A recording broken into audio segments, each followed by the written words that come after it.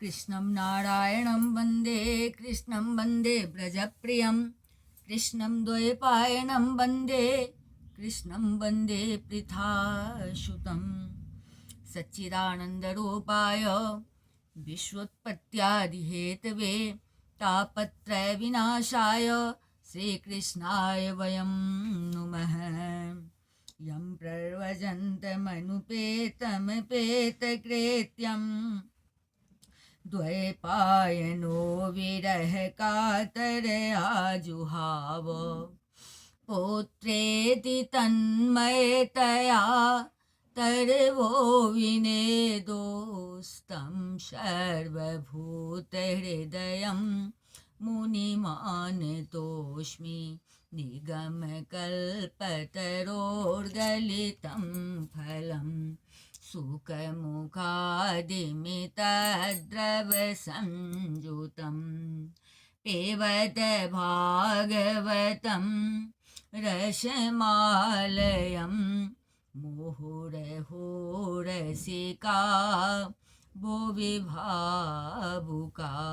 ओम नमो भगवते वासुदेवाय। ओम श्री परमात्मने नमः। ओम श्री परमात्मने नमः।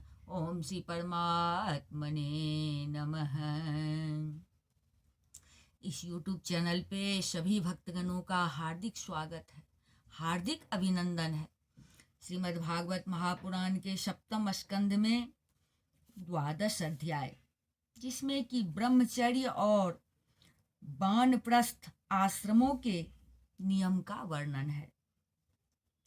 नारद उवाच ब्रह्मचारी गुरुकुले वसन्दान्तो गुरोर्हितम् आचरन्दावनीचो आचरन्दां शवनीचो गुरु सुदृढ़ सौहृदः। नारद जी कहते हैं, धर्मराज युधिष्ठिर, गुरुकुल में निवास करने वाला ब्रह्मचारी अपनी इंद्रियों को बस में रखकर दास के समान अपने को छोटा माने, गुरुदेव के चरणों में सुदृढ़ अनुराग रखें और उनके हित के कार्य करते रहें। सायं प्रातुर्पासीत गुरुर्वगण्यर्कसुरोत्तमान् उभे सन्ध्ये च यत्वाग जपन् ब्रह्म समाहितः। सायंकाल और प्रातःकाल गुरु, अग्नि, सूर्य और श्रेष्ठ देवताओं की उपासना करें और मौन रहकर एकाग्रता से गायत्री का जप करता हुआ दोनों समय की संध्या करें। छंदांस्यधीत गुरोराहुतश्चेत् सुयंत्रितः उपक्रमे अवसाने चरणों शिरसा नमेत। गुरुजी जब बुलावें तभी पूर्णतया अनुशासन में रहकर उनसे वेदों का स्वाध्याय करें। पाठ के प्रारंभ और अंत में उनके चरणों में सिर टेक कर प्रणाम करें। मेखला जिन्वासांसि जटा दंड कमंडलून बिभ्रया धूपवीतम चौदर्भ पानेर्यथोदितम। गुरुजी मतलब शास्त्र की आज्ञा के अनुसार मेखला, मृगचर्म, वस्त्र, जटा, दंड, कमंडल, यज्ञोपवीत तथा हाथ में कुश धारण करें। सायं प्रातश्चरेद भैक्षम गुरुवे तन्निवेदयेत भुंजित यद्यनुज्ञातो नो चेदुपवसेत क्वचित। सायंकाल और प्रातःकाल भिक्षा मांग कर लावें और उसे गुरुजी को समर्पित कर दें। वे आज्ञा दें तब भोजन करें और यदि कभी आज्ञा न दें तो उपवास कर लें। सुशीलो मित भोगदक्षः श्रद्धानो जितेन्द्रियः यावदर्थं व्यवहरेत स्त्रेषु स्त्रे निर्जितेषु च। अपने सील की रक्षा करें, थोड़ा खाएं, अपने कामों को निपुणता के साथ करें, श्रद्धा रखें और इंद्रियों को अपने बस में रखें। स्त्री और स्त्रियों के बस में रहने वालों के साथ जितनी आवश्यकता हो उतना ही व्यवहार करें। वर्जयेत प्रमदा गाथा गाथां गृहस्थो बृहत् व्रतः इंद्रियाणि प्रमाथिनी हरन्त्यप्येयतेर्मनः। जो गृहस्थ नहीं है और ब्रह्मचर्य का व्रत लिए हुए है उसे स्त्रियों की चर्चा से ही अलग रहना चाहिए। इंद्रियां बड़ी बलवान है, ये प्रयत्न पूर्वक साधन करने वालों के मन को भी क्षुब्ध करके खींच लेती है। केश प्रसाधनो न मर्दस्त्र पनाभ्यंजनादिकं गुरु स्त्रीभिर्युवतिभिः करेन्नात्मनो युवा। युवक ब्रह्मचारी युवती गुरु पत्नियों से बाल सुलझवाना, शरीर मलवाना, स्नान करवाना, उबटन लगवाना इत्यादि कार्य न करावें। ननवग्निः प्रमदा नाम घृतकुम्भशमः पुमान् श्रुतामपि रहो जह्या धन्यदायावदर्थकृत। स्त्रियां आग के समान हैं और पुरुष घी के घड़े के समान। एकांत में तो अपनी कन्या के साथ भी न रहना चाहिए। जब वह एकांत में न हो तब भी आवश्यकता के अनुसार ही उसके पास रहना चाहिए। कल्पयित्वात्मना यावदाभासमिदमीश्वरः द्वैतं तावन्न विरमेत ततो ह्यस्य विपर्ययः। जब तक यह जीव आत्म साक्षात्कार के द्वारा इन देह और इंद्रियों को प्रतीति मात्र निश्चय करके स्वतंत्र नहीं हो जाता, तब तक मैं पुरुष हूँ और यह स्त्री है, यह द्वैत नहीं मिटता। और तब तक यह भी निश्चित है कि ऐसे पुरुष यदि स्त्री के संसर्ग में रहेंगे तो उनमें भोग्य बुद्धि हो ही जाएगी। एतत् सर्वं गृहस्थस्य समान्मातं यतेरपि गुरुवृत्तिर्विकल्पेन गृहस्थस्य तुरगामिनः। ये सब शील रक्षादि गुण गृहस्थ के लिए और सन्यासी के लिए भी विहित है। गृहस्थ के लिए गुरुकुल में रहकर गुरु की सेवा शुश्रूषा वैकल्पिक है, क्योंकि ऋतु गमन के कारण उसे वहां से अलग भी होना पड़ता है। अंजनाभ्यंजनो न मर्दस्त्र्यं वलेखामिखं मधुः स्त्रगंधले पालंकारास्त्यजेयूर्ये स्थितप्रेताः। जो ब्रह्मचर्य का व्रत धारण करें उन्हें चाहिए कि वे सुरमा या तेल न लगावें, उबटन न मिले, स्त्रियों के चित्र न बनावें, मांस और मद्य से कोई संबंध न रखें, फूलों के हार, इत्र, फुलेल, चंदन और आभूषणों का त्याग कर दें। ओषित्वेवं गुरुकुले द्विजोऽधीत्याव बुद्ध्य च त्रयं सांगोपनिषदं यावदर्थं यथावलम्। इस प्रकार गुरुकुल में निवास करके द्विजाति को अपनी शक्ति और आवश्यकता के अनुसार वेद, उनके अंग, शिक्षा, कल्प आदि और उपनिषदों का अध्ययन तथा ज्ञान प्राप्त करना चाहिए। दत्वा वरम् अनुज्ञातो गुरुः कामं यदीश्वरः गृहं वनं वा प्रविशेत प्रव्रजेत तत्र वा वसेत। फिर यदि सामर्थ्य हो तो गुरु को मुँह मांगी दक्षिणा देनी चाहिए।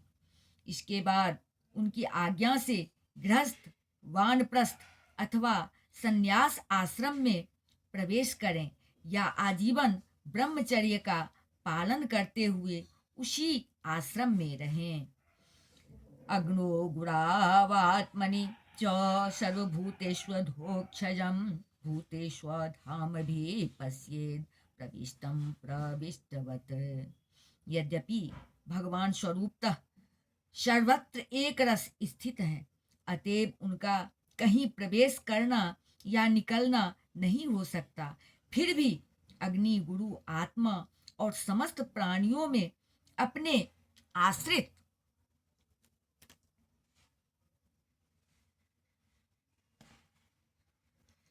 अपने आश्रित इस प्रकार फिर भी अग्नि गुरु आत्मा और समस्त प्राणियों में अपने आश्रित जीवों के साथ वे विशेष रूप से विराजमान है, इसलिए उन पर सदा दृष्टि जमी रहनी चाहिए। एवं विदो ब्रह्मचारी बाण प्रस्थो यदिर्गृहे चरण विंदित विज्ञान परम ब्रह्माधिगच्छति। इस प्रकार आचरण करने वाला ब्रह्मचारी, वानप्रस्थ सन्यासी अथवा गृहस्थ विज्ञान संपन्न होकर पर ब्रह्म तत्व का अनुभव प्राप्त कर लेता है।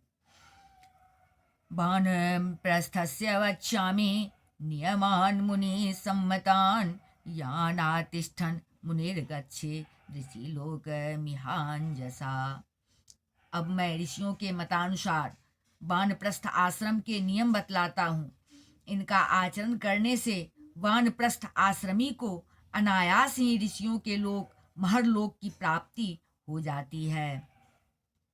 न कृष्टं पच्यम श्रेयात् कृष्टं चाप्य कालतः अग्नि पक्वम थामं वा अर्क पक्वमुता हरेत। वानप्रस्थ आश्रमी को जोती हुई भूमि में उत्पन्न होने वाले चावल, गेहूं आदि अन्न नहीं खाने चाहिए। बिना जोते पैदा हुआ अन्न भी यदि असमय में पका हो तो उसे भी न खाना चाहिए। आग से पकाया हुआ या कच्चा अन्न भी न खाएं। केवल सूर्य के ताप से पके हुए कंद मूल फल आदि का ही सेवन करें। अग्नर्यर्थमेव शरण मूटजं वाद्रे कंदरां श्रयेत हिमवायव्याग्निवर्षा कार्तपसाट स्वयं। जंगलों में अपने आप पैदा हुए धान्यों से नित्य नैमित्तिक चरु और पुरोडास का हवन करें।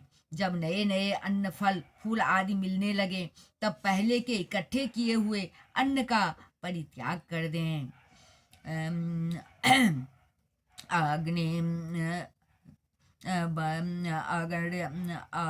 अगण्यार्थमेव शरण मूटजं बाद्रिकन्दरां श्रयेत हिमवायवग्निर्वर्षार्कातपसात् स्वयं। अग्निहोत्र के अग्नि की रक्षा के लिए ही घर पर्णकुटी अथवा पहाड़ की गुफा का आश्रय लें। स्वयं शीत वायु अग्नि वर्षा और घाम का सहन करें। केसरोमन खस्म श्रोमलानि जटिलो दधत कमंडलवजिने दंड बलकलाग्नि परीक्षदान। इस प्रकार सिर पर जटा धारण करें और केस, रोम, नख एवं दाढ़ी मूछ न कटवाएं तथा मैल को भी शरीर से अलग न करें। कमंडल, मृग चर्म, दंड, बलकल वस्त्र और अग्निहोत्र की सामग्रियों को अपने पास रखें। चरेद बने द्वादशाब्दान नष्टो वा चतुरो मुनिः द्वावेकं वा यथा बुद्धिर्न विपद्येत कृच्छत्रः। विचारवान पुरुष को चाहिए कि 12, 8, 4, 2 या 1 वर्ष तक वानप्रस्थ आश्रम के नियमों का पालन करें। ध्यान रहे कि कहीं अधिक तपस्या का क्लेश सहन करने से बुद्धि बिगड़ न जाए। यदा कल्पः स्वक्रियायां व्याधे भेरजर याथवा अन्वीक्षिक्यां वा विद्यायां कुर्यादन सनादिकम।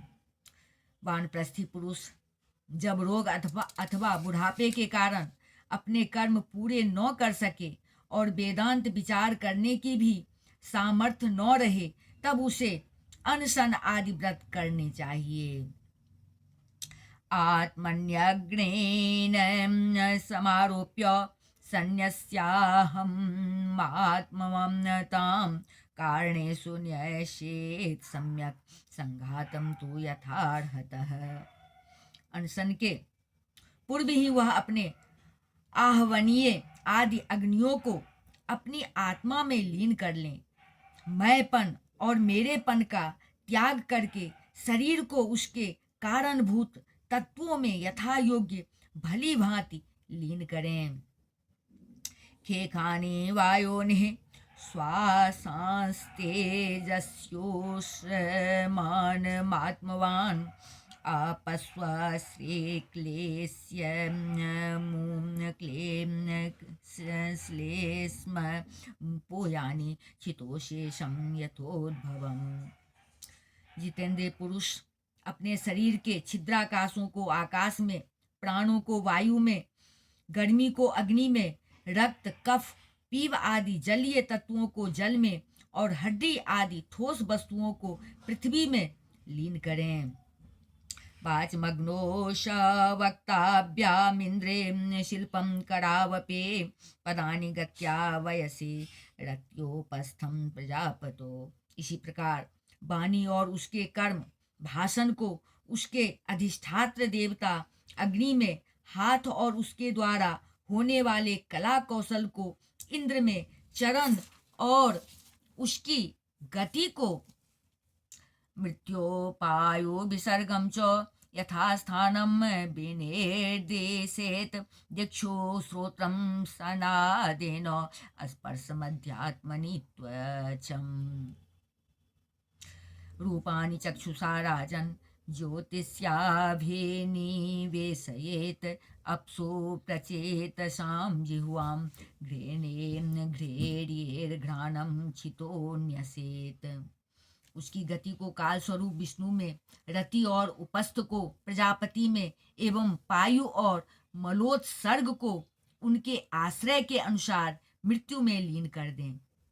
श्रोत्र और उसके द्वारा सुने जाने वाले शब्द को दिशाओं में, स्पर्श और त्वचा को वायु में, नेत्र सहित रूप को ज्योति में, मधुर आदि रस के सहित रसेंद्रिय को जल में और युधिष्ठिर घ्राणेन्द्रिय एवं उसके द्वारा सूंघे जाने वाले गंध को पृथ्वी में लीन कर दें। मनोरथेश्चंद्रे बुद्धिं बोध्ये कबो परे कर्माण्याध्यात्मना रुद्रे यदहं ममता क्रिया सत्वेन चित्तं क्षेत्रज्ञे गुणैर्वैकारिकं परे।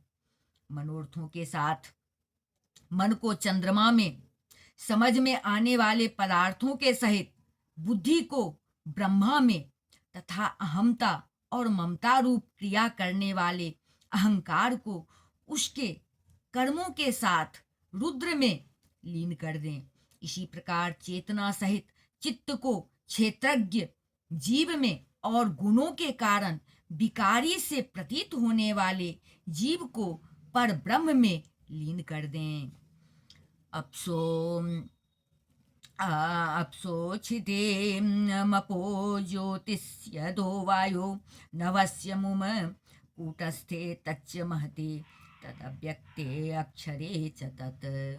साथ ही पृथ्वी का जल में, जल का अग्नि में, अग्नि का वायु में, वायु का आकाश में, आकाश का अहंकार में, अहंकार का महत तत्व में, महत तत्व का अव्यक्त में और अव्यक्त का अविनाशी परमात्मा में लय कर दें। इत्यक्षरतयात्मानं चिन्मात्रं वशेषितं ज्ञात्वा दयो अथ विरमेद दग्धयोनिरिवानलः। इस प्रकार अविनाशी परमात्मा के रूप में अवशिष्ट जो चिद वस्तु है वह आत्मा है, वह मैं हूँ, यह जानकर अद्वितीय भाव में स्थित हो जाएं। जैसे अपने आश्रय काष्ठ आदि के भस्म हो जाने पर अग्नि शांत होकर अपने स्वरूप में स्थित हो जाता है, वैसे ही वह भी उपरत हो जाएं इति श्रीमद्भागवते महापुराणे पारमहंस्यां संहितायां सप्तमस्कन्धे युधिष्ठिर नारद संवादे सदाचार निर्णयो नाम द्वादशोऽध्यायः। बोल वृंदावन बिहारी लाल की जय, राजा रामचंद्र की जय, अम्बा जनक नंदनी की जय, भास्कर भगवान की जय, बजरंग बली की जय, श्रीमद् भागवत महापुराण की जय, बोलिए सब संतन की जय।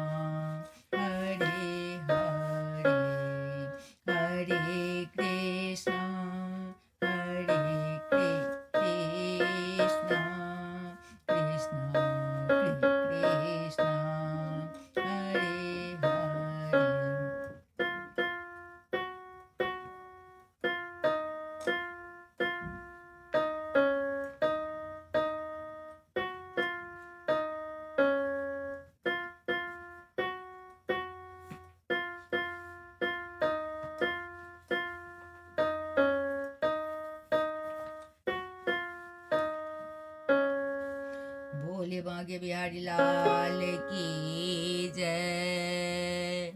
जय जय श्री राधे, जय जय श्री